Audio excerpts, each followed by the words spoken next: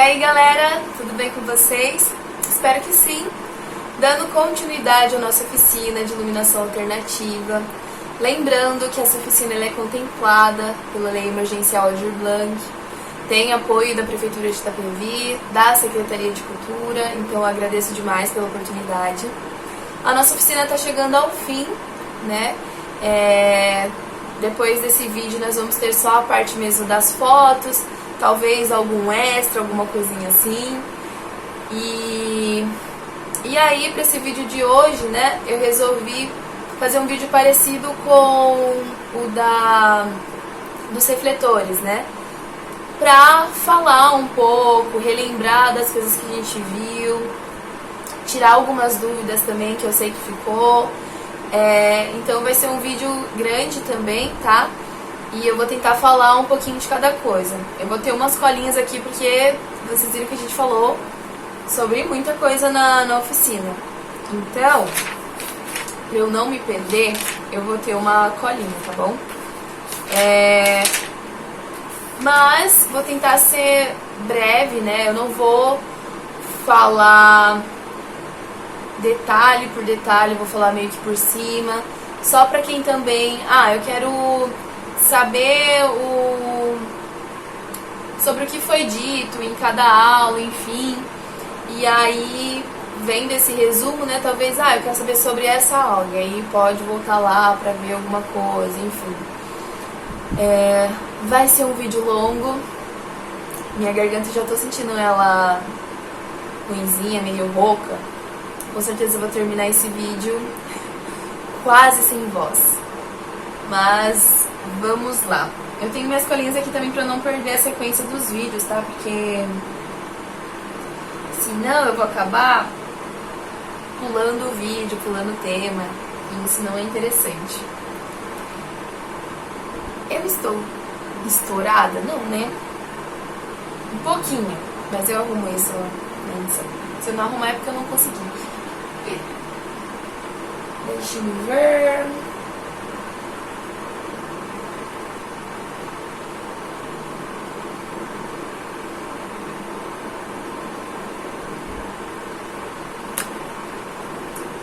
sim, no primeiro vídeo a gente falou sobre os conceitos, características, emissão e fontes de luz, não é mesmo?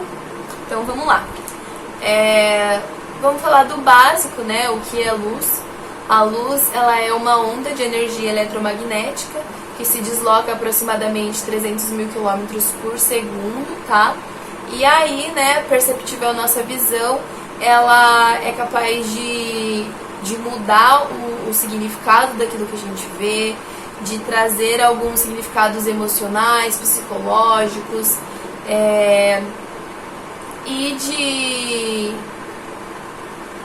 de fazer com que a gente enxergue, né? Porque sem a luz não há visão.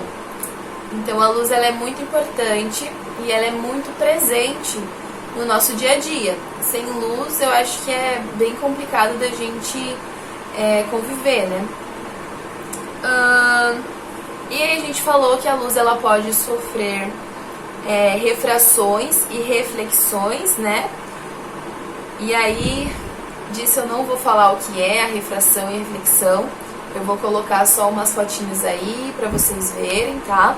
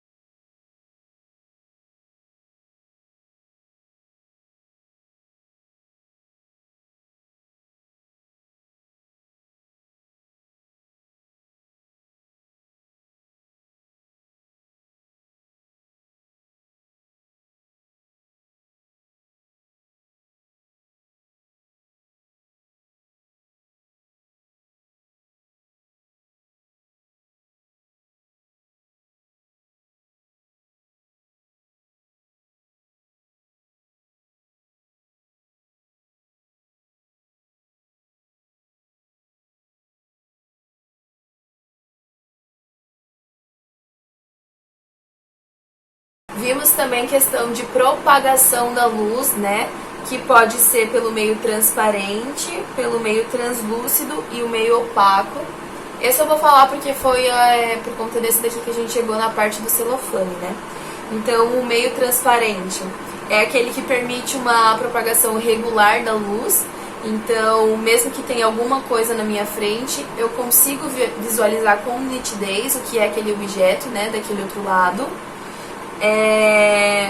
O meio translúcido, então tem uma propagação não muito boa da luz.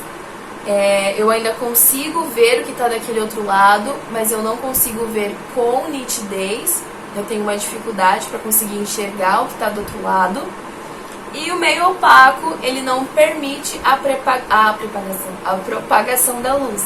Então eu não consigo ver o que está do outro lado. E aí foi a partir disso daí que a gente trabalhou um pouquinho com celofane, né?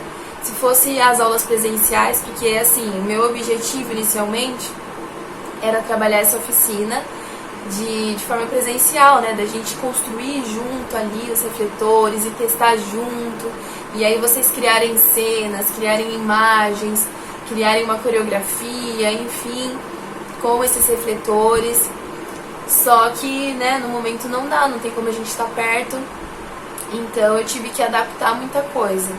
E aí um desses meios que eu quis trabalhar que foi o meio transparente mesmo, né? Só que com cor, que é o celofane. O celofane, se a gente colocar ele na nossa frente, a gente consegue enxergar o que está do outro lado. Só que a gente enxerga com uma cor diferente. E aí isso já é interessante, né? Eu vou deixar algumas fotinhos aí, tá? Do meio transparente, translúcido e opaco, só para vocês relembrarem.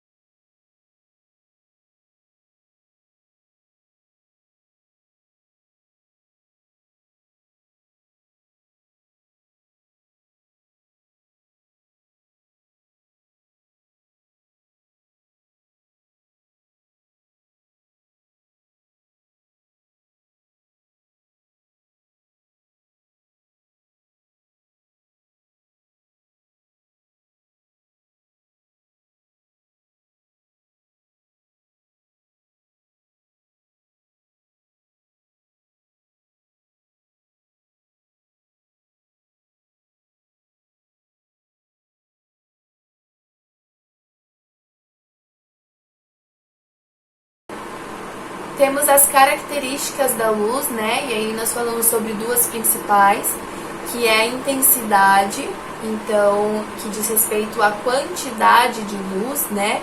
Que se propaga.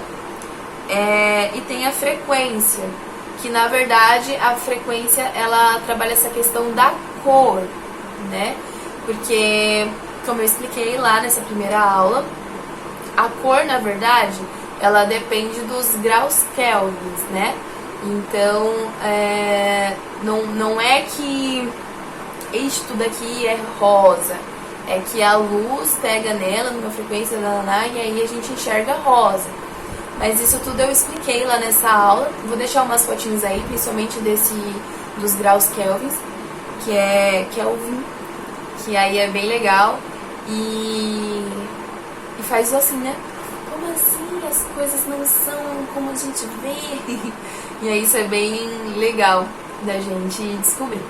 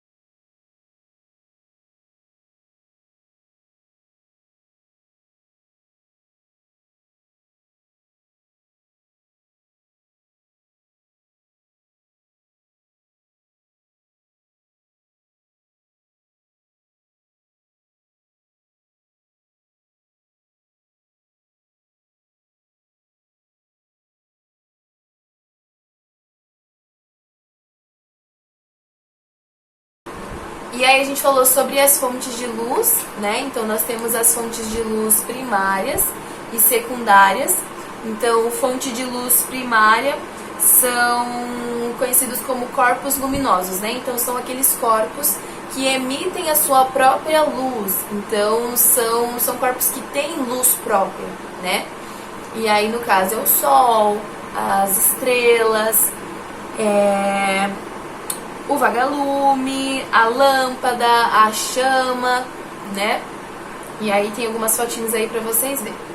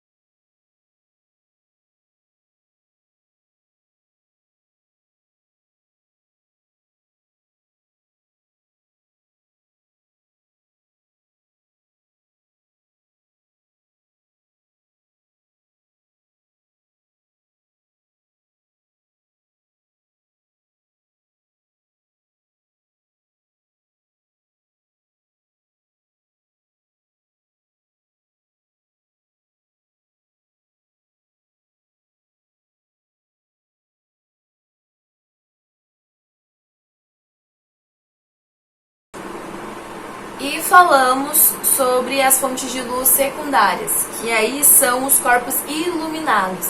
Então precisa que um corpo iluminado, né, emita essa luz, que daí esse corpo iluminado ele vai refletir essa luz. E aí no caso o nosso corpo ele se encaixa também, porque nós não temos luz própria, né? Nós refletimos luz. Vamos ver o que mais, que eu já me esqueci. A Lua. Como que eu esqueci da Lua, né, pessoal? Os planetas, as nuvens, enfim. Mais fotinhos aí pra vocês relembrarem.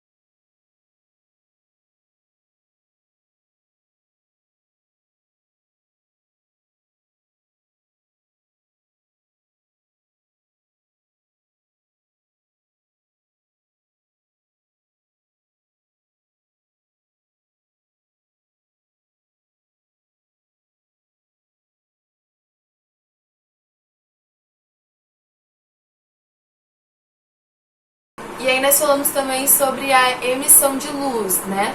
A luz, ela pode acontecer, né? Por conta de... ela pode ser produzida através de um processo luminescente ou um processo termoluminescente.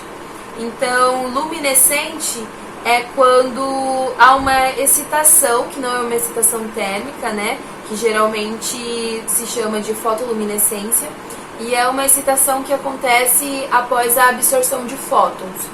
Aí tem umas fotinhos, né, pra vocês entenderem melhor, porque a gente falando assim de forma científica fica complicado mesmo de compreender.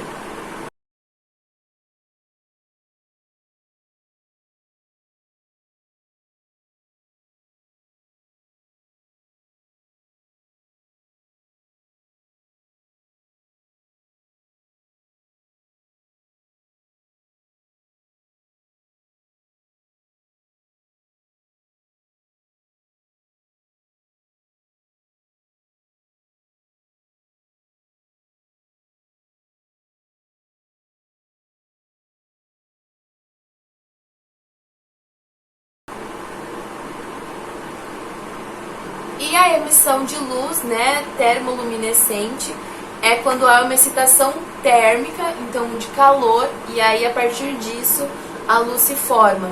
Então, por exemplo, o carvão, a chama de uma vela, deixa eu ver o que mais, a lava. Então precisa de uma excitação térmica para essa luz aí ela aparecer.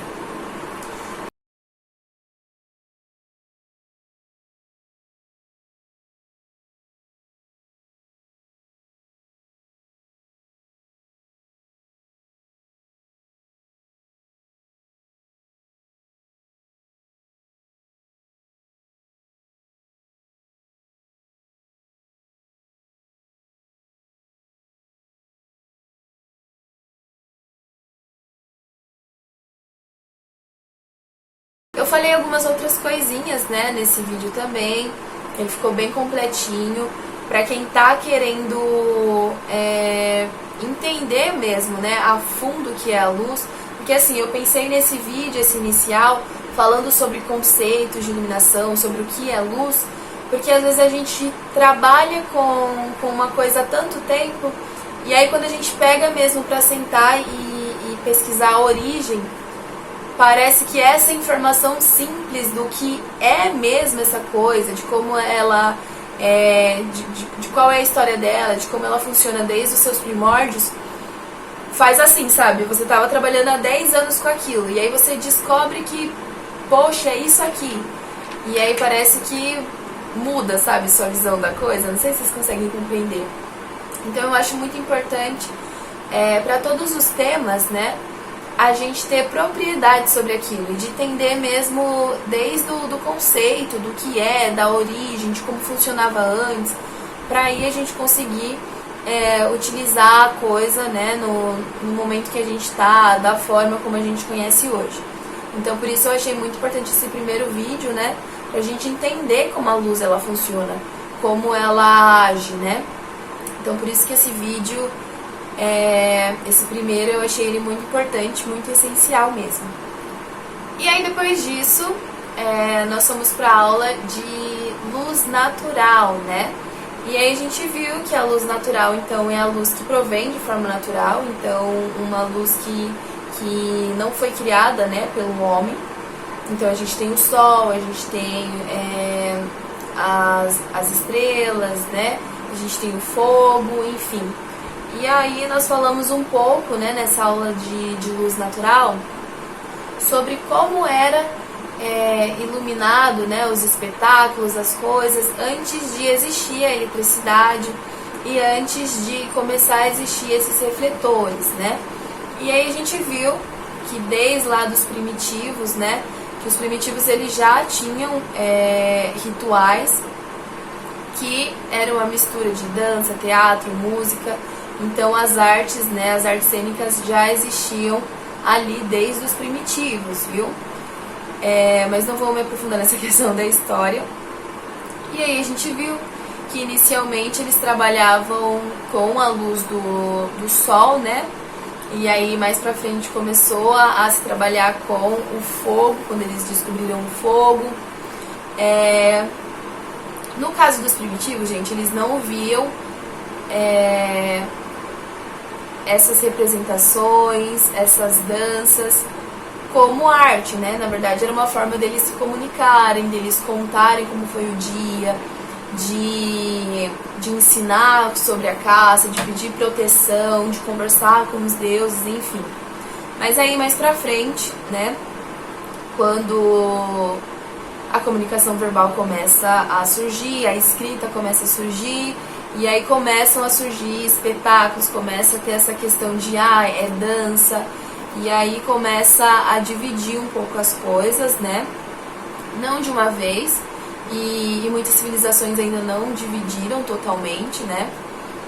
E aí começa a se pensar, né, que isso que eu estou fazendo é não arte, porque arte só começou a ser, esse termo de arte só foi lá pro Renascimento, né?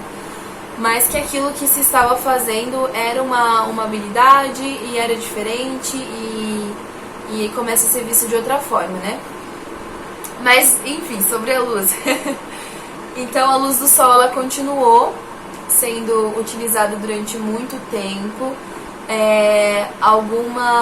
Alguns períodos históricos, a luz do sol era pensada de acordo com o seu horário. Então, na Idade Média, tinham muitos espetáculos religiosos, né, que aconteciam nas igrejas, enfim, para contar histórias sagradas mesmo.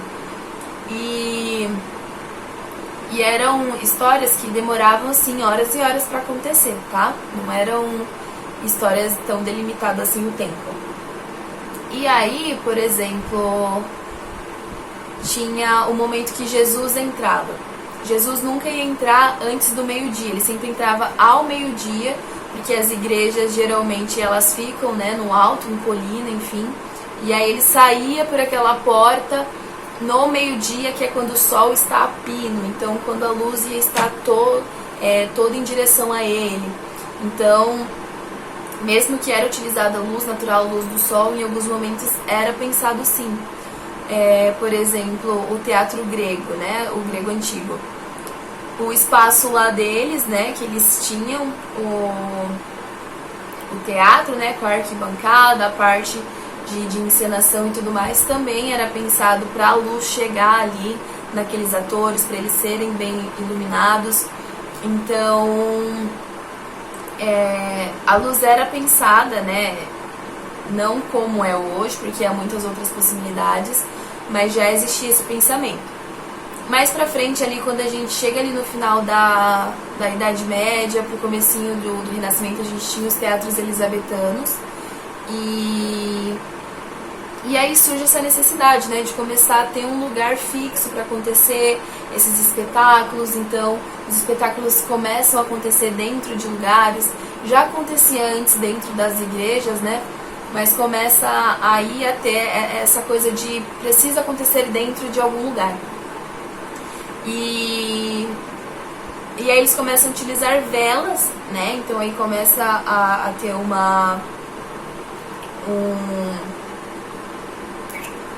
aparato diferente, né, porque é a vela. E aí eles penduravam as velas em grandes candelabros. Depois, um pouco mais pra frente, eles começam a queimar querosene, ou então óleo de baleia, enfim. Então o fogo, ele vem de uma forma mais gourmet, não é mais uma fogueira, não é mais tochas, né, é ali na vela, é ali no querosene, enfim. E aí tem algumas fotinhos aí pra vocês verem, pra vocês relembrarem, tá bom?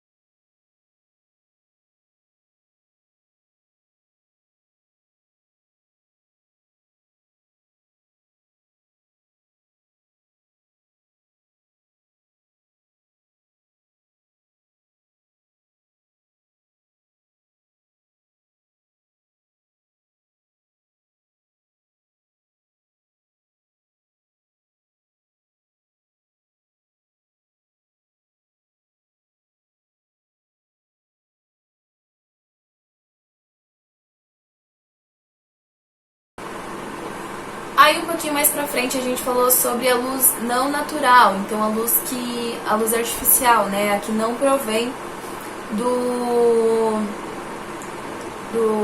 da natureza, que o homem faz acontecer. E aí a gente vê que a luz que a gente conhece hoje, ela já vem de um tempo, mas não tanto tempo assim, né?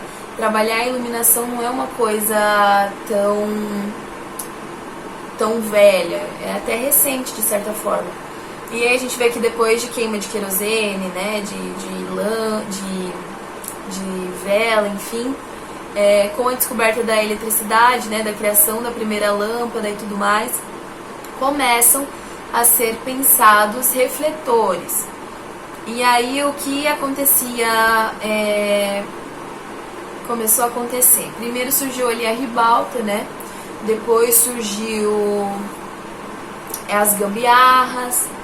E aí aos pouquinhos começou a surgir alguns refletores, né? Claro que começou ali de baixo, bem simples, depois chegou nesses refletores super elaborados que nós temos hoje.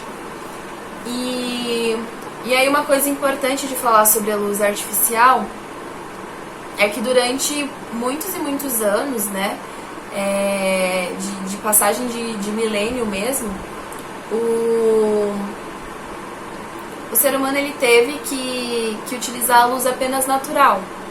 Então não existia ainda essa possibilidade de criar uma luz que não fosse a luz que eu via, sabe? De manhã, de tarde, de noite. Então, quando começa a ser criado os refletores, né? A eletricidade chega, abre muito as possibilidades de criação. Porque eu posso começar a pensar em utilizar cores mais duras. Posso usar vermelho, posso usar azul, posso usar verde, posso usar amarelo. E aí cresce muito a criatividade, né? A imaginação começa a brincar um pouco mais. E aí é muito importante, né? A liberdade que a luz artificial ela nos propõe. Porque nós podemos, com a luz artificial, nós podemos chegar, né, o mais próximo possível, o mais harmonioso possível de como é a luz natural, de como é a luz que a gente vê, mas também a gente pode ir para um lado totalmente fantasioso, totalmente oposto. Então isso é bem legal de pensar sobre a luz, né, que ela nos abre possibilidades, e sempre é uma possibilidade nova, né, de descoberta para criar uma coisa diferente. Então foi isso que a gente falou sobre a luz artificial. E aí ficam os videozinhos aí pra vocês também. Os vídeos não, as fotos.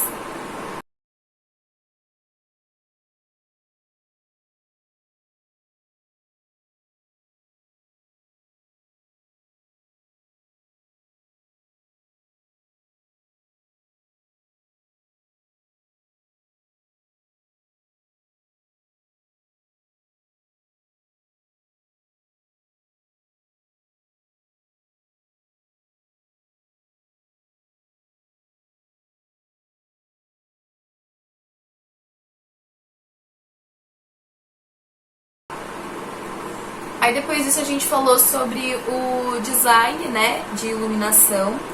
E aí a gente viu que esse design nada mais é do que essa capacidade de modelar a luz, né? E o design de iluminação é essa técnica de revelar ou de manipular algo através da luz artificial, né, claro.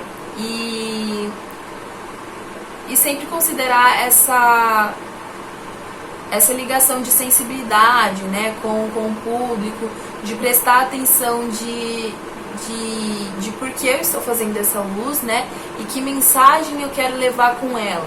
Então eu consigo manipular os sentimentos, ou o que o público vai entender, ou o que vai chegar, o que não vai chegar para eles através dessa luz. Então é pensar a luz, né, pensar mesmo os porquês. E descobrir como manusear essa luz. Deixa eu ver o que mais.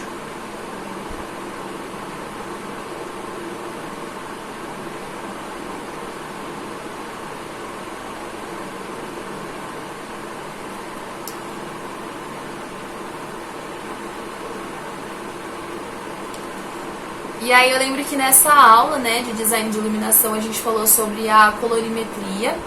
que é o estudo sobre as cores, então os significados que as cores nos trazem.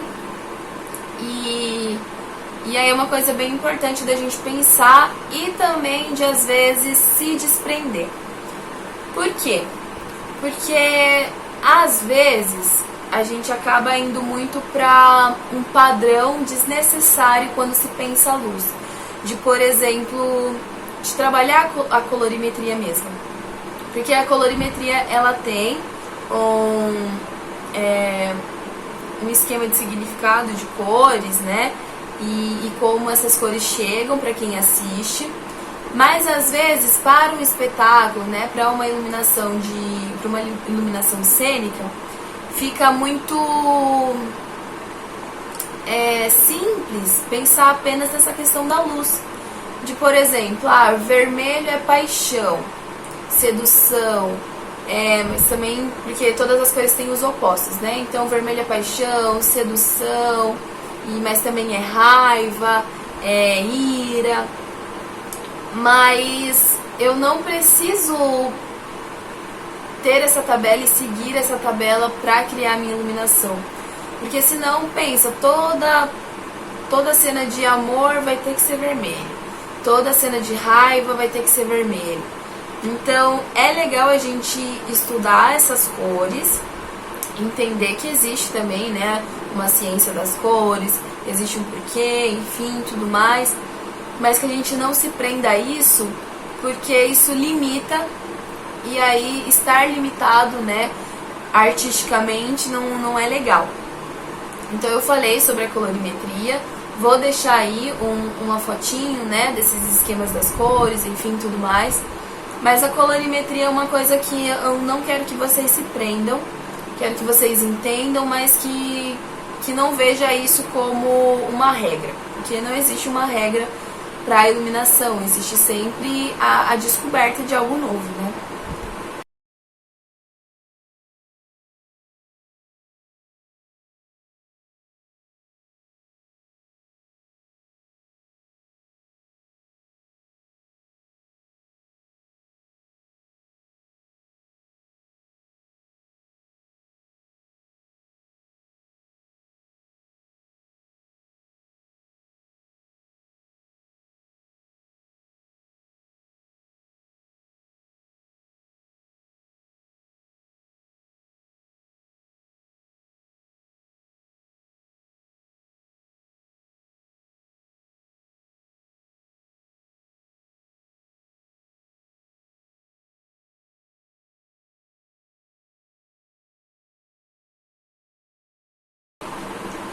Depois disso a gente falou sobre a luz realista, não realista e naturalista, né? Eu vou começar pela naturalista, que é um pouquinho mais fácil. A naturalista, na verdade, a gente não utiliza no teatro, é muito difícil mesmo utilizar essa luz para as artes cênicas, por conta de que a luz naturalista, ela tem que ser assim, idêntica à luz natural. Então a luz naturalista a gente vê geralmente em novelas, em filmes, em séries, que é onde eles conseguem manipular a luz tanto com refletores, né, com essas coisas, como também conseguem manipular a luz com edição. Então é claro que eles vão conseguir chegar na luz que é idêntica à luz que a gente vê. Nenhum filme que a gente vai assistir que tem esse intuito de conseguir a catarse, né? De fazer com que a gente acredite que aquilo que está acontecendo é real, a gente vai pensar, essa luz não, essa luz não é a luz que a gente vê aqui não, essa luz não é possível de acontecer. São sempre luzes que a gente se identifica, porque são luzes que são idênticas ao que a gente está acostumado, ao que a gente vê manhã, tarde, noite, ou dias mais nublados e dias mais ensolarados, enfim. Porque a luz natural, ela também modifica muito, né? De acordo com a estação, de acordo com os fenômenos naturais, enfim. Então, a naturalista a gente encontra mais, né, nesses lugares, que tem como ter uma manipulação não só de refletor e tudo mais, mas também de edição, e, né, enfim. Vou deixar umas fotos aí só para vocês terem uma ideia dessa luz.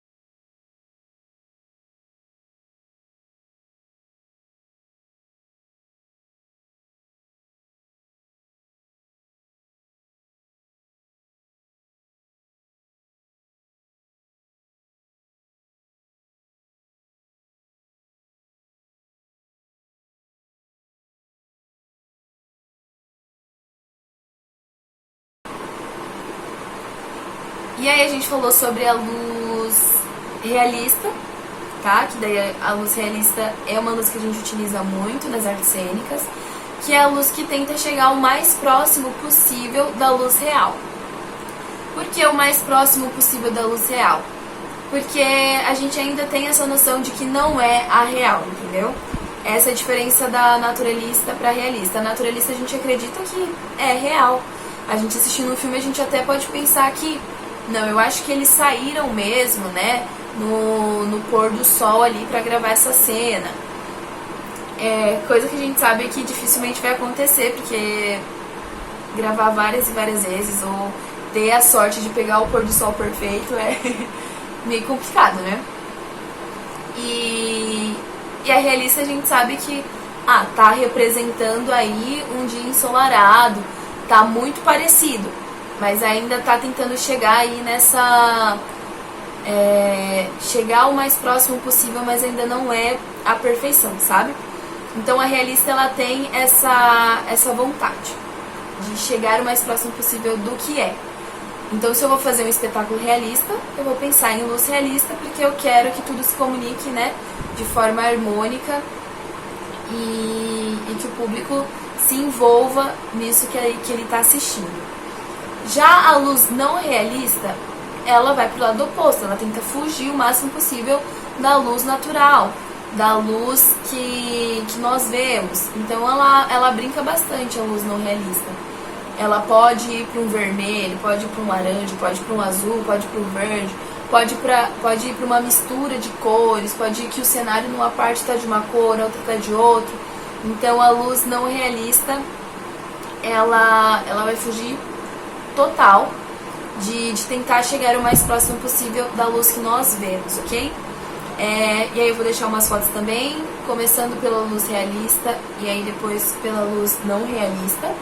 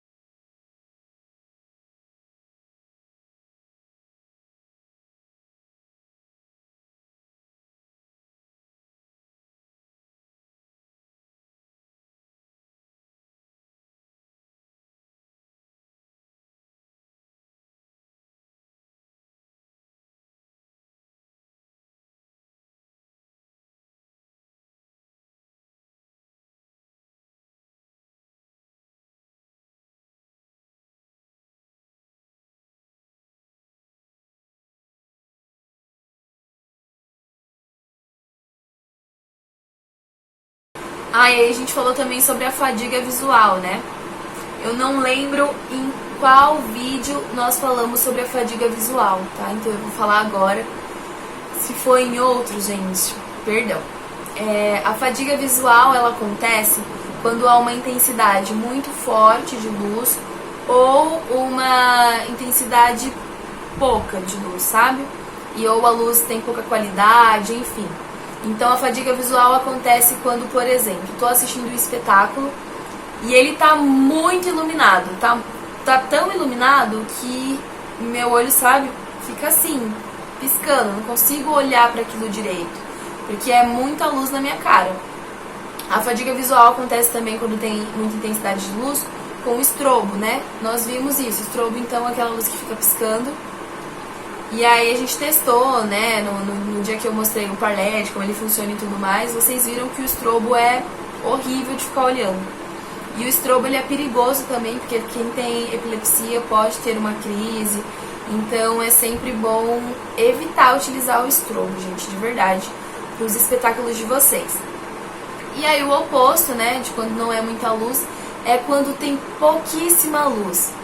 Sabe quando a qualidade ali no palco de luz não tá tão boa, tem hora que se o ator ele for um pouquinho mais pra lá, ele não tá iluminado, então eu não consigo enxergar ele direito. E aí parece que as coisas não tão harmônicas, sabe?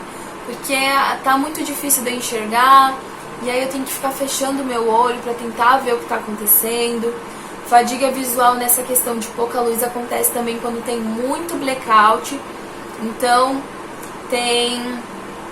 meu espetáculo tem 15 minutos, ele tem 5 cenas. E aí, cada cena tem mais ou menos 3 minutos, né? E a cada 3 minutos eu dou blackout. Blackout, blackout, blackout. E o blackout, ele acaba distanciando o público.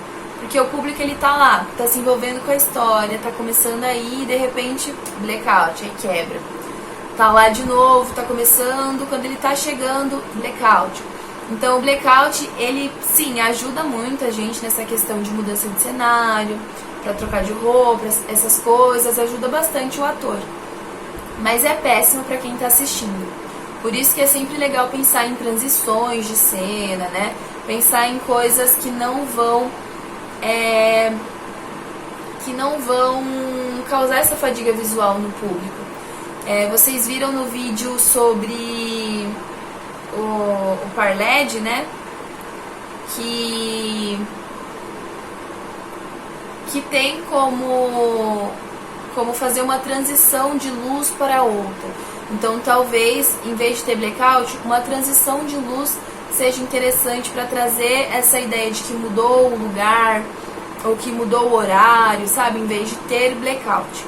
E aí, o que a fadiga visual acaba fazendo? A fadiga visual acaba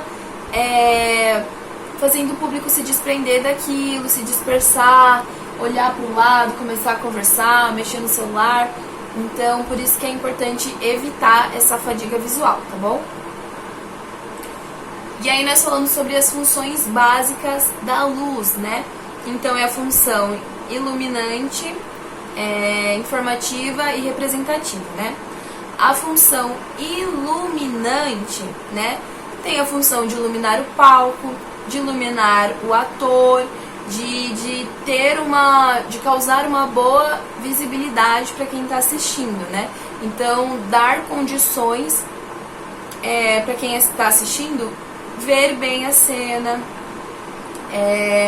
de conseguir apreciar aquilo que está acontecendo, enfim, tudo mais. Então, a função iluminante é a função primordial, né? Sem uma boa iluminação, não tem como acontecer um bom espetáculo.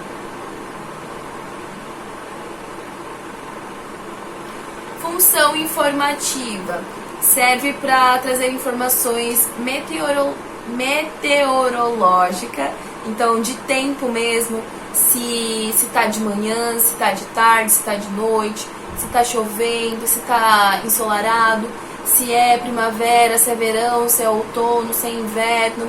Então tem essa função de informar o que eles estão vivendo naquele momento, né? Em questão de luz mesmo. Se isso está acontecendo de noite, então a luz ela tem que estar se comunicando dessa forma. Não, está acontecendo de tarde. É um pôr do sol, enfim. Então tem essa função meteorológica, tá? E a representativa tem a função de representar algum espaço. Então, o local onde eles estão. Por exemplo, minha cena está acontecendo numa balada, então qual é essa luz que representa essa balada? Não, está acontecendo num hospital. Que luz é essa que representa um hospital? Não, está acontecendo num porão escuro. Então, que luz é essa que vai representar esse porão escuro? Entende? Então, essas são as 3 funções, né, básicas da iluminação.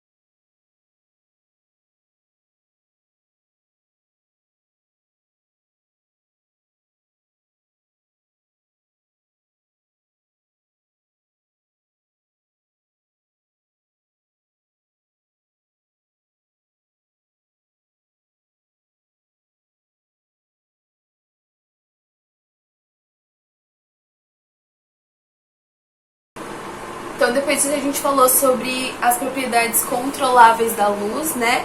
Que são a intensidade, distribuição e movimento. A intensidade ela tem a ver com a quantidade de luz que tem ali nesse meu palco. Se é uma quantidade pequena, então vem ali de uma luz que surge num círculozinho no meio do palco e de repente ela se torna, vai abrindo esse foco de luz e ilumina o palco todo. Então pode ir de uma penumbra ali até o máximo de luz possível, né? E a intensidade ajuda a gente nessa questão da visão, né? De enxergar bem. A distribuição tem a ver com a direção da luz, então a sua forma e a sua qualidade também, podendo variar de um foco ligado ali, bem direcionado, ou então uma luz geral, enfim. Então tem a ver com essa qualidade da luz e a direção onde essa luz ela está posicionada. E o movimento é uma mistura dessa intensidade e dessa distribuição. E aí a gente tem um movimento de luz que acontece ali, né, continuamente. Igual eu falei, vou sair de uma cena, vou para outra. Então vai ter uma mudança de luz para mostrar essa mudança de dia para noite. Ou então tá acontecendo a cena normal, de repente um personagem vai dar um soliloquio, ou então tem uma luz a pino que surge. Então o movimento